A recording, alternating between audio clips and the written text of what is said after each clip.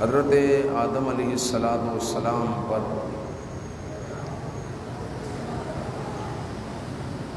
ایک تابوت، ایک صندوق نازل ہوا۔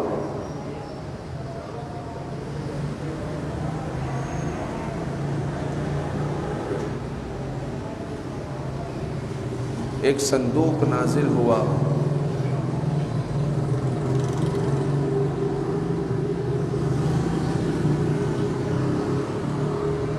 اور یہ صندوق شمشاد کی لکڑی کا ایک صندوق تھا۔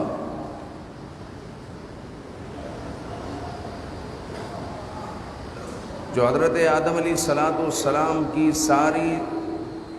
ظاہری حیات طیبہ میں آپ کے ساتھ رہا، پھر آپ کی اولاد کی طرف یہ منتقل ہوتا رہا۔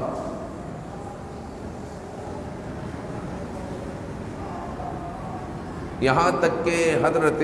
یعقوب علی نبینا وعلیہ السلام تک یہ صندوق پہنچ گیا۔ اور جو ہم بنی اسرائیلی کہتے ہیں، بنی اسرائیل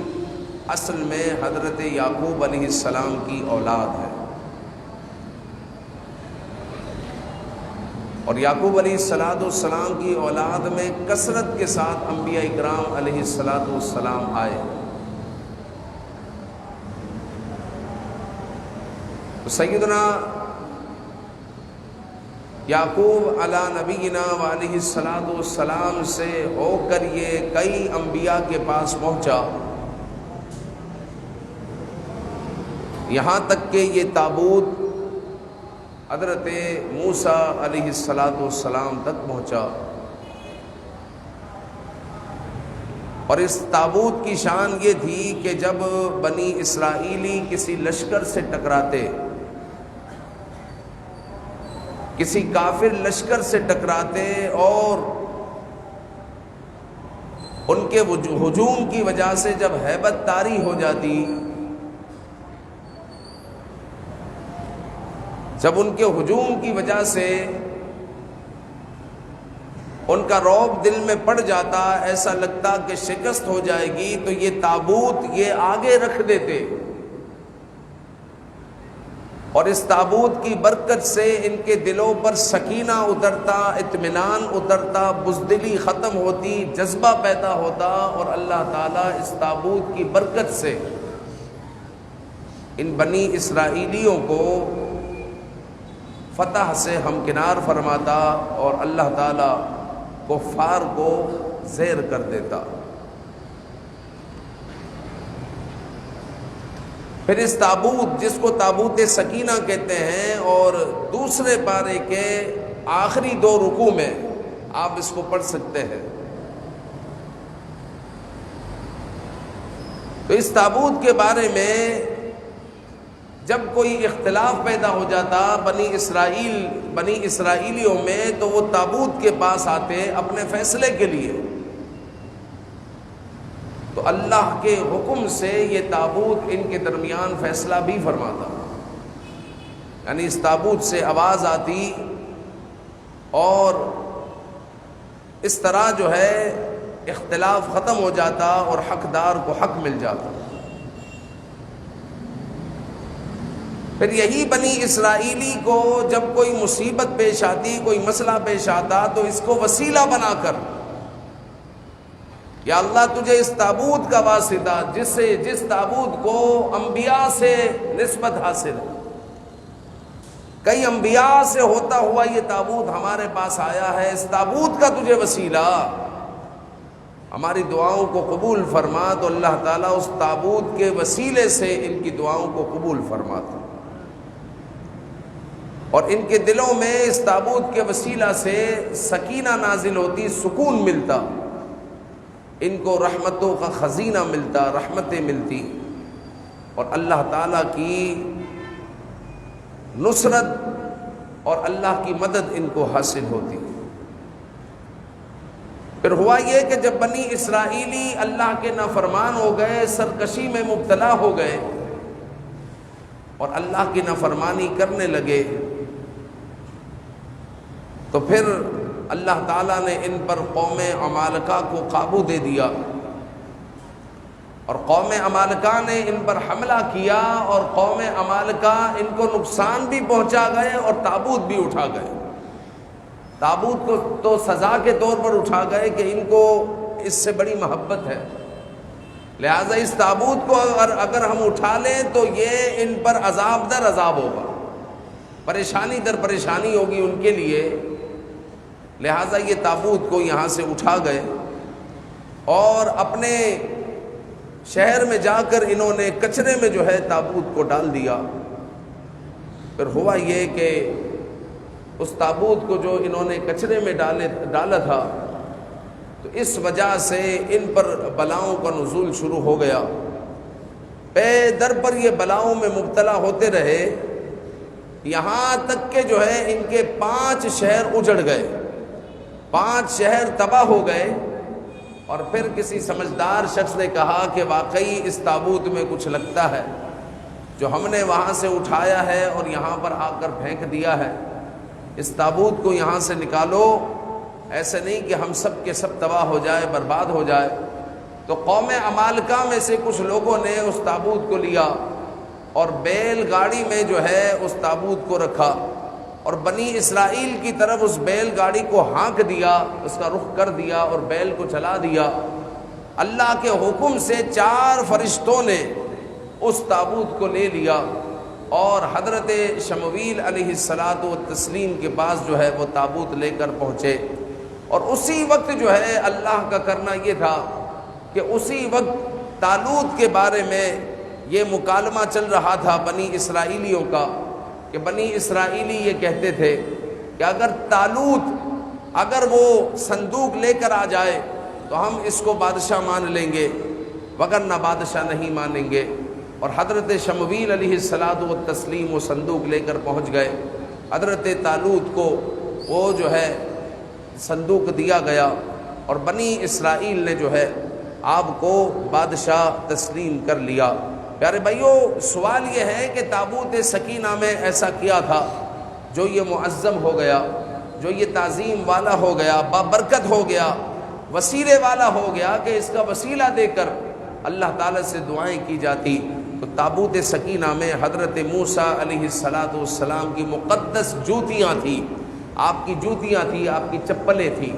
اور جو ہے اس تابوت میں حضرت ہارون علیہ السلام کا امامہ تھا، سلیمان علیہ السلام کی انگوٹھی تھی، حضرت موسیٰ علیہ السلام کے عصا کے بارے میں آتا ہے کہ پھر آپ کا عصا بھی اس میں تھا، اور تورات کی کچھ تختیاں اس میں تھی، اور جو ہے یہ تابوت سکینہ آج بھی دنیا میں موجود ہے، لیکن کہاں پر ہے اس کی خبر نہیں ہے۔ یہ حضرت موسیٰ علیہ السلام تک آیا، پھر بنی اسرائیل میں رہا، اور پھر بنی اسرائیل کے بعد یہ کہاں گیا اس کے بارے میں علم نہیں ہے، لیکن یہ یہودیوں کا کہنا ہے کہ یہ بیت المقدس کے نیچے دفن ہے، بیت المقدس کے نیچے دفن ہے، اور ان کی پوری پلاننگ ہے کہ بیت المقدس کو ہمیں توڑنا ہے، ڈھانا ہے، اور اس تابوت کو نکالنا ہے۔ اور بیت المقدس پر آپ دیکھیں کہ کس طرح یہ قابض ہوئے ہیں، اور بیت المقدس کی جو آپ کو تصویر بتائی جاتی ہے، یعنی سنہری گنبد کی، اصل میں وہ بیت المقدس کا گنبد نہیں ہے، نہ وہ جگہ بیت المقدس ہے، بیت المقدس کی عمارت اس سے کچھ دور ہے، لیکن وہ بتا کر مسلمانوں کو یہ بتایا جا رہا ہے کہ یہ بیت المقدس ہے، کہ جب یہ توڑیں گے اصل بیت المقدس کو تو پھر عالمی میڈیا پر آئے گا، دیکھو بیت المقدس تو سلامت ہے، یہ تو صحیح ہے، اس کو کب توڑا ہے۔ تو اس طرح جو ہے میڈیا کسی کو چاہے تو چور ڈکیت بنا دے، اور کسی کو چاہے تو امام بنا دے، میڈیا تو میڈیا ہے نا۔ تو یہ جو ہے ان کی ایک چال ہے کہ بیت المقدس، اصل جو بیت المقدس ہے اس کی تصویر یہ عالمی طور پر بتاتے نہیں ہے۔ نیٹ پر بھی آپ سرچ کریں تو عموماً جو ہے یہ قبہ صخرہ جو آتا ہے، یعنی سنہری گنبد جو آتا ہے، یہ جو ہے نیٹ پر یہی ہمیں بتایا جاتا ہے کہ یہ بیت المقدس ہے، حالانکہ وہ بیت المقدس کا حصہ نہیں ہے، بیت المقدس دوسری عمارت ہے۔ تو یہ ان کی پلاننگ ہے کہ ہم بیت المقدس کو ڈھائیں گے، اور اس کے نیچے سے ہمیں ہیکل سلیمانی تابوت سکینہ کو حاصل کرنا ہے۔ تو بہرحال جو ہے اسرائیل جس طرح فلسطین پر قابض ہوا اور جو انہوں نے ظلم و ستم کی بربریت، جو ظلم و ستم کے پہاڑ ان پر جو ہے توڑے ہیں، الامان والحفیظ، قائد اعظم محمد علی جناح نے ان کے بارے میں پہلے ہی فرما دیا تھا کہ یہ جو ہے یہودیوں نے جو اسرائیل بنایا ہے، یہ اسرائیل ان کی ناجائز ریاست ہے، یہ ناجائز ریاست ہے، یہ کوئی جائز ریاست نہیں ہے۔ یہی وجہ ہے کہ دنیا کے کسی پاسپورٹ میں یہ نہیں لکھا ہوا جو پاکستان کے پاسپورٹ میں لکھا ہوا ہے، اور پاکستان کے پاسپورٹ میں لکھا ہوا ہے کہ یہ پاسپورٹ اسرائیل کے علاوہ ساری دنیا کے لیے کارآمد ہے، کیونکہ ہم اسرائیل کو ملک مانتے ہی نہیں، ہم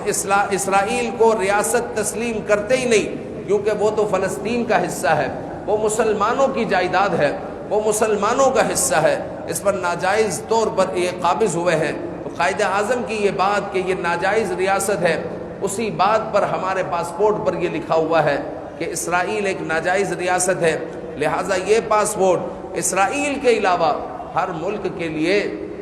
کارآمد ہے۔ تو یہ جو ہے ان کے معمولات ہیں، ان کا معاملہ ہے کہ یہ اس طرح جو ہے فلسطین سے ہو کر فلسطین پر قابض ہوئے، اور یہاں تک کہ بیت المقدس پر بھی قابض ہو گئے، اور جو ہے آج جو ہے اس کو اسرائیل میں یہ شامل کر بیٹھے ہیں، اور فلسطینیوں پر ظلم کے پہاڑ توڑ رہے ہیں، اور عالمی میڈیا کو یہ ظلم کہیں پر نظر نہیں آتا، کشمیریوں کا کوئی ظلم نظر نہیں آتا، برمیوں پر جو ظلم ہو رہا ہے کوئی ظلم نظر نہیں آتا۔ ہاں، عالمی میڈیا کو اگر چاہیے ہے تو ایسی خبر چاہیے کہ جس میں مسلمان بدنام ہو جائے، کوئی ایسی خبر لے کر آؤ کہ جس میں مسلمان بدنام ہو، کہ مسلمانوں نے جو ہے کچھ ایسا عمل کیا ہو کہ جو ہم بتائیں تو لوگوں کو پتہ چلے، دیکھو مسلمان کتنے برے لوگ ہیں، کتنے جو ہے یہ غلیظ لوگ ہیں معاذ اللہ، کوئی ایسی جو ہے خبر پتہ چلے تو ہم اس کو بتائیں۔ تو بہرحال جو ہے تابوت سکینہ جو ہے حضرت سلیمان علیہ السلام کی انگوٹھی اور تورات کی کچھ تختیاں ہیں، حضرت موسیٰ علیہ السلام کی اس میں جوتیاں ہیں، اس وجہ سے تابوت سکینہ معظم ہو گیا۔ قرآن مجید میں اس کو یوں بیان کیا کہ وقال لهم نبیہم ان آیۃ ملکہ ان یأتیکم التابوت فیہ سکینۃ من ربکم وبقیۃ مما ترک آل موسیٰ وآل ہارون تحملہ الملائکہ ان فی ذلک لآیۃ لکم ان کنتم مؤمنین۔ اور ان سے ان کے نبی نے فرمایا اس کی بادشاہی کی نشانی یہ ہے کہ آئے تمہارے پاس تابوت جس میں تمہارے رب کی طرف سے دلوں کا چین ہے، اور کچھ بچی ہوئی چیزیں ہیں، معزز موسیٰ اور معزز ہارون کے ترکے کی اٹھاتے ہوئے لائیں گے اسے فرشتے، بے شک اس میں بڑی نشانی ہے تمہارے لیے اگر ایمان رکھتے ہو کہ اس تابوت میں تمہاری اس میں بڑی نشانیاں ہیں۔ اور پھر بنی اسرائیل کے لیے جو ہے یہاں پر درس عبرت یہ تھا کہ انہوں نے جب گناہ کیے تو اللہ تعالیٰ نے اس نعمت کو ان سے لے لیا، اس نعمت کو ان سے لے لیا، اور یہ نعمت چلی گئی قوم عمالقہ کے پاس۔ تو معلوم ہوا کہ جب اللہ تعالیٰ کی نافرمانی کی جاتی ہے تو پھر اللہ تعالیٰ نعمتوں کو چھین لیتا ہے، نعمتوں کو لے لیتا ہے کہ لئن شکرتم لازیدنکم، اگر تم اللہ کا شکر ادا کرو گے تو اللہ تعالیٰ تمہیں اور دے گا، ولئن کفرتم ان عذابی لشدید، اور اگر کفر کرو گے مطلب نافرمانی کرو گے تو پھر اللہ تعالیٰ کا عذاب نہایت شدید ہے۔ تو اللہ رب العزت نے اس میں برکت رکھی، جس میں جو ہے جس صندوق میں عصا ہے اور لباس ہے اور جوتیاں ہیں، اور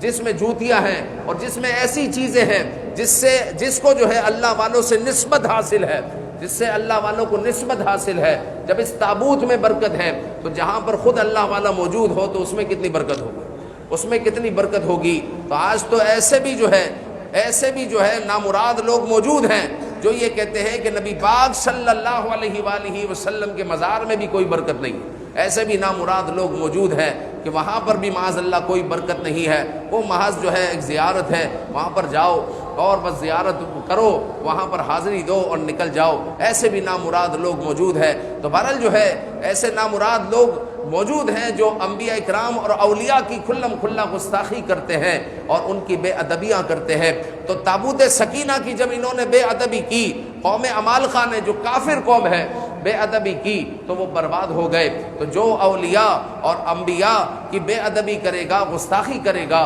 تو انشاءاللہ وہ بھی برباد ہوگا اور برباد ہوئے۔ برباد ہوگا اور برباد ہوئے۔ آپ دیکھیں کہ جو قرآن مجید جنہوں نے جلایا کیا وہ آباد رہیں گے، اور جو قرآن مجید کو جلانے والے ہیں، جو ان کو سپورٹ کرنے والے ہیں، کیا وہ آباد رہیں گے؟ ہرگز ہرگز نہیں۔ آج دیکھیں کہ پاکستان میں جو جڑاوالا میں ہوا کہ چرچ جلائے گئے، ہم بالکل جو ہے اس کے حق میں نہیں ہے، کوئی مسلمان اس کے حق میں نہیں ہو سکتا۔ پاکستان کا آپ جھنڈا دیکھیں، پاکستان کا جو جھنڈا ہے، جو ہرا حصہ ہے اس سے مراد مسلمان ہے، اور جو وائٹ حصہ ہے اس سے مراد کافر ہے، اس سے مراد کافر ہے۔ کہ ہمارا ملک جو ہے پاکستان ہے، اسلامی جمہوریہ پاکستان ہے، یہ مسلمانوں کا خطہ ہے، لیکن اس میں جو ہے کافروں کو بھی رہنے کا جو ہے پورا اختیار ہے، کہ اگر کافرین بھی یہاں پر رہتے ہیں، یہ اس وائٹ حصے سے مراد کافرین ہے، اگر کافرین بھی یہاں پر رہتے ہیں، غیر مسلم بھی یہاں پر رہتے ہیں، تو ان کو مکمل رہنے کا اختیار ہے، وہ رہ سکتے ہیں،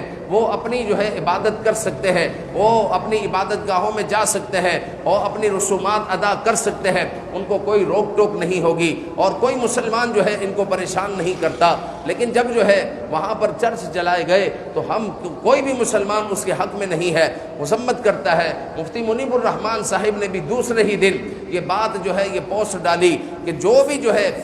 اس کا جو ہے کردار ادا کر رہا ہے، جو ہے جیلوں میں ڈالا جاتا، لیکن ہوا یہ کہ وہ آج بھی آزاد گھوم رہے ہیں، اور علماء اور جو احتجاج کرنے والے لوگ تھے جو یہ کہہ رہے تھے کہ بھائی ان کو پکڑو، ان کو قید میں لیا ہوا ہے۔ یہ اسلامی جمہوریہ پاکستان ہے جو ہے قرآن مجید کی عظمت پر اور شان پر حرمت پر پہرا دے رہے تھے، وہ جیل میں ہے، اور جنہوں نے قرآن مجید کو جلایا، قرآن مجید کی بے حرمتی کی، وہ آزاد ہے، وہ آزاد ہے۔ تو اس طرح جو ہے یہ یہودی میڈیا کا جو کردار ادا کرتے ہیں یہ درست نہیں ہے۔ ایک تو پوری بات بتانی چاہیے کہ ہوا کیا ہے، اور مسلمانوں کو اور پاکستان کی عزت کا پاس رکھنا چاہیے، پاکستان کی اور مسلمانوں کی عزت کا پاس رکھنا چاہیے۔ ہندوستان میں بھی بہت کچھ ہوتا ہے اور دیگر ممالک میں بھی بہت کچھ ہوتا ہے، تو وہ اپنے ملک کی عزت رکھتے ہیں اور اپنے ملک سے کسی خبر کو لیک ہونے نہیں دیتے، اپنے ملک سے کسی خبر کو باہر نکلنے نہیں دیتے کہ ہمارے ملک کی بدنامی ہے، ہم اندر ہی اندر جو ہے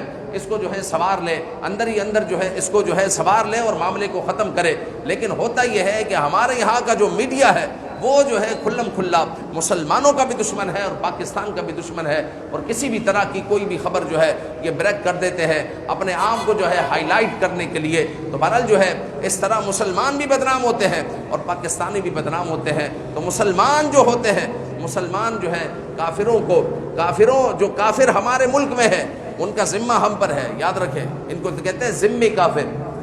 ہے نا، ان کو بعض علماء نے ذمی کافر کہا ہے، ان کا ذمہ ہم پر ہے، ان کا ذمہ ہم پر یوں ہے کہ وہ ہمیں ٹیکس دیتے ہیں، جب ٹیکس دیتے ہیں تو ان کی عبادت گاہوں کو نہیں جلایا جائے گا، ان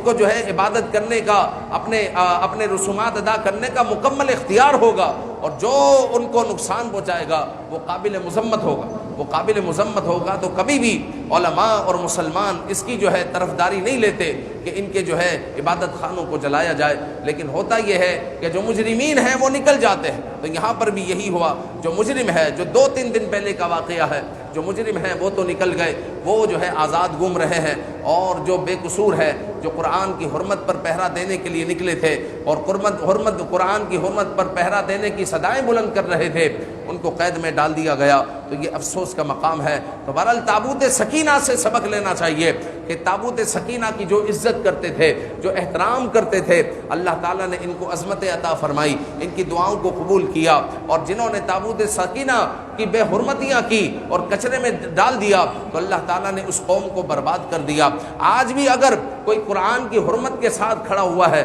قرآن کی حرمت پر پہرا دیتا ہے، رسول اکرم صلی اللہ علیہ وسلم کی ناموس پر پہرا دیتا ہے، تو اللہ تعالیٰ اس کو عزت عطا فرمائے گا، وہ جو ہے باعزت ہو جائے گا۔ اور جو کافروں کے ساتھ کھڑا ہوا ہوگا اور قرآن کا وہ نام نہیں لے گا، قرآن کی حرمت کا نام نہیں لے گا، تو پھر وہ اپنی بربادی کے لیے تیار ہو جائے کہ اللہ تعالیٰ اس کو برباد فرما دے گا۔ تو بہرحال جو ہے تابوت سکینہ سے، سکینہ کے وسیلے سے اللہ تعالیٰ دعاؤں کو قبول فرماتا تھا۔ تو یہ جو ہمارے اولیاء ہے، جو ہمارے اولیاء ہیں یہ خود یہاں پر تشریف فرما ہے۔ تابوت سکینہ میں ایسی چیزیں تھی کہ جس چیزوں کو جو ہے اللہ والوں سے نسبت حاصل تھی تو اس تابوت سکینہ پر اللہ کی رحمتوں کا نزول ہوتا تھا۔ تو یہ جو اولیاء ہیں یہ جو ہے اللہ تعالیٰ سے نسبت یوں رکھتے ہیں کہ یہ اللہ کے ولی ہے، یہ اللہ والے ہیں۔ جب تابوت سکینہ پر اللہ کی رحمتوں کا نزول ہو رہا ہے تو جو اللہ والا ہے اس کی قبر پر بھی اللہ کی رحمتوں کا نزول ہو رہا ہے۔ تو اہل سنت و جماعت جو مزارات پر جاتے ہیں وہ اسی لیے جاتے ہیں کہ یہ اللہ والا ہے، اس کی قبر پر اللہ کی رحمتوں کا نزول ہو رہا ہے۔ یہاں پر میں دعا کروں گا تو اللہ تعالیٰ اس کے وسیلے سے میری دعا کو قبول فرمائے گا، اور پھر ان کی قبر پر اپنی رحمتوں کا نزول فرما رہا ہے تو کچھ چھینٹے مجھ پر بھی پڑ جائیں گے۔ کوئی بھی اہل سنت و جماعت کا کسی کا بھی یہ عقیدہ نہیں ہے۔ کسی جاہل سے جاہل آدمی کو کوئی اگر کہہ دے کہ بھائی مزار کو سجدہ کر تو وہ کرنے کو تیار نہیں ہوگا، بلکہ وہ رسول اکرم صلی اللہ علیہ وسلم کو بھی اس کو کہیں کہ یوں کعبہ ہے تو اور مدینہ اس طرف ہے، تم سجدہ اس طرف کرو، تو وہ پھر بھی سجدہ نہیں کرے گا۔ کوئی ہے آپ میں سے جو سجدہ کرے مدینے کی طرف؟ نہیں، کوئی سجدہ نہیں کرتا۔ مزارات پر کوئی سجدہ نہیں کرتا، اگر کوئی کرتا ہے تو اس سے ہمارا کوئی تعلق نہیں ہے۔ مزارات پر اگر اولیاء جاتے ہیں تو جس طرح تابوت سکینہ میں برکتیں تھی، رحمتیں تھی، اللہ کی رحمتوں کا نزول ہوتا تھا، تو اہل سنت کا بالکل یہی عقیدہ ہے کہ یہ اللہ والا ہے، یہ اللہ کا ولی ہے، لہٰذا ہم مزار پر حاضر ہوئے ہیں اس لیے کہ اس کی قبر پر اللہ کی رحمتوں کا نزول ہو رہا ہے، تو انشاءاللہ ہم پر بھی اللہ کی رحمتوں کا نزول ہوگا۔ اسی لیے ہم مزار پر جاتے ہیں، اور مزار پر جانے کا جو طریقہ ہے وہ اہل سنت کا یہ ہے کہ پائنتی کی طرف سے، پاؤں کی جانب سے مزار پر حاضر ہوں گے، سیدھی جانب یعنی ہاتھ کے سیدھی طرف، صاحب مزار کے سیدھی طرف جا کر 4 ہاتھ کے فاصلے پر کھڑے ہو جائے، مزار کو چومے نہیں۔ اعلیٰ حضرت نے چومنا بھی منع لکھا ہے، ہاں اگر کوئی چومتا ہے تو وہ گناہگار نہیں ہوگا، وہ چوم رہا ہے، سجدہ تو نہیں کر رہا، اس کو سجدہ تو نہیں کہتے۔ اگر سجدہ اس کو کہتے ہیں کہ محض تھوڑا سا جھکنا اور ان کے قدم کو چومنا، اگر اس طرح سجدہ کہتے ہیں تو پھر نماز میں بھی اسی طرح تو سجدہ کیا کر، نماز میں بھی پھر اسی طرح سجدہ کیا کر۔ یقیناً اس کو سجدہ نہیں کہتے، لیکن یہ چومنا بھی منع ہے۔ تو 4 ہاتھ کے فاصلے پر کھڑا ہو، جو آتا ہے وہ پڑھے، صاحب مزار کو ایصال ثواب کرے، ان کے وسیلے سے دعا کرے، بس یہی ہمارا سمپل طریقہ ہے، یہ ہمارا سمپل طریقہ ہے۔ تو بس آج کا جو ہے یہ لب لباب یہی ہے کہ تابوت سکینہ میں برکتیں تھی، اس لیے کہ برکت والوں کی چیزیں اس پر تھی، برکت والوں کی چیزیں اس میں تھی، لہٰذا آج بھی برکت والے لوگ ہمارے درمیان موجود ہیں جنہیں ہم اللہ کے اولیاء کہتے ہیں، جو اللہ کے ولی ہیں۔ تو ان کے پاس جا کر اگر ہم دعا کریں، ان کے وسیلے سے دعا کریں، چونکہ وہ برکتی لوگ ہیں اور برکتوں رحمتوں کا نزول ہو رہا ہے، تو انشاءاللہ اللہ تعالیٰ ان کے وسیلے سے ہماری دعاؤں کو ضرور مستجاب فرمائے گا، قبول فرمائے گا۔ اللہ تعالیٰ ہم سب کو عمل کی توفیق عطا فرمائے، اور ہمیں جو ہے قرآن مجید اور ختم نبوت پر پہرا دینے کی توفیق عطا فرمائے۔ آمین بجاہ النبی الامین صلی اللہ تعالی علیہ وآلہ وسلم۔